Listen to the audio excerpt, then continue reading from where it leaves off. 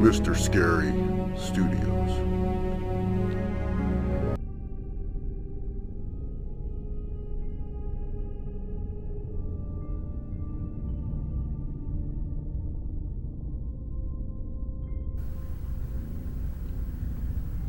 When my sister Betsy and I were kids, our family lived for a while in a charming old farmhouse.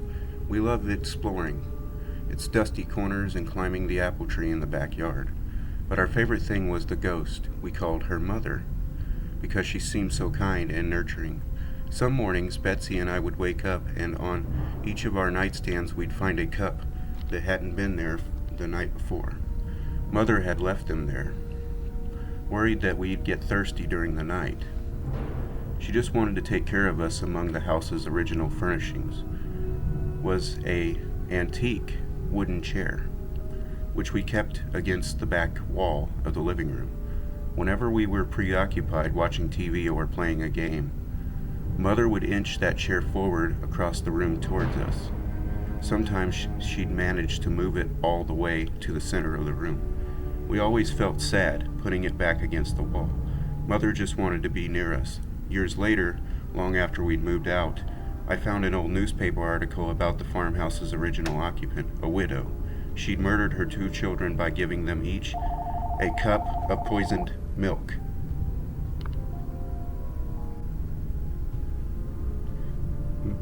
Before bed. Then she'd hanged herself.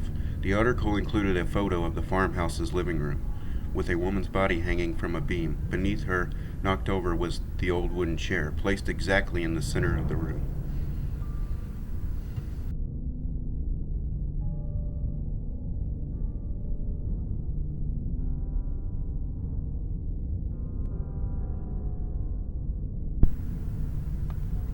My family holiday to Lizarote every year.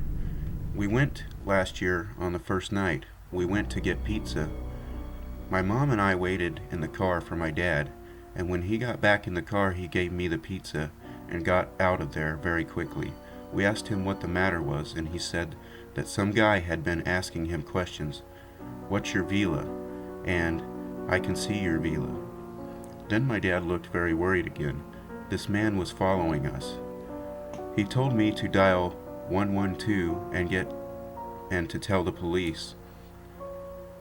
When they picked up, I explained what was happening, and they told us to drive in the opposite direction to our villa.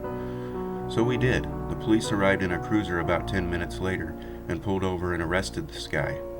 The next day we received a call saying that we did the right thing because this guy was a serial thief and he was wanted by them. He had also killed someone when they refused to give them their car keys. We were very lucky that day. Creepy guy in Lanzarote? Let's not meet.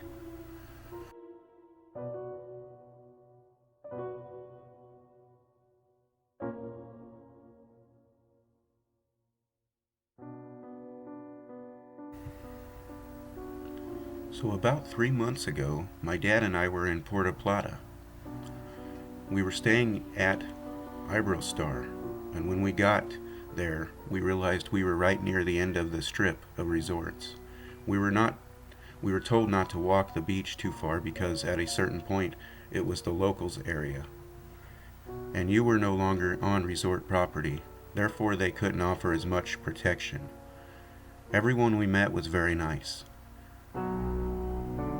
Met lots of locals and had no problems. Our room was at the end of the resort by the beach. A great room.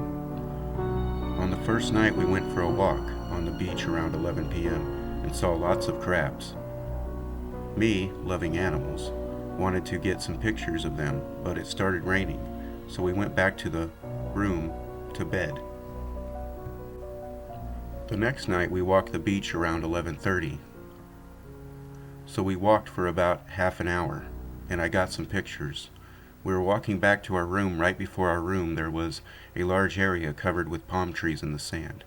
I was looking down at the camera reviewing my pictures when my dad said, "Did you see that?" I said, "No." "What?" he said. "There was a guy hiding right there." Look behind you. I looked behind me and saw a tall, skinny man hiding beside the palm tree, keeping his body hidden beside in the shadows. His hood covered his head, so I couldn't tell if he was white or brown or what. He had something shiny in his hand that was reflecting some light from somewhere. We went back to the room and watched as he stood there for almost half an hour. Then we called hotel security. All they really said was, "You're not supposed to walk on the beach at night." And they said they would send someone to look. We didn't look at him anymore because we didn't want him to see us, since our balcony was on the ground floor, and he could have come right up to the room. Still wondering what have happened. It was, if I was alone, so creepy. Let's not meet creepy man in the shadows.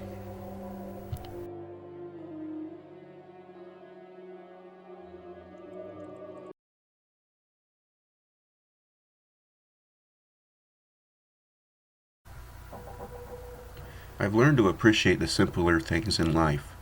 Women are not simple. Women whine, complain, women talk, and hurt my ears.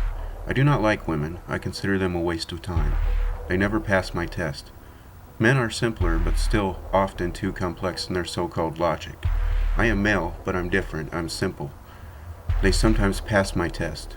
Children, oh how I love children. Their life is so sweet. Oh, so simple. I just simply adore them. They always pass my delightfully simple test with such simple ease. My testing technique involves a very simple game.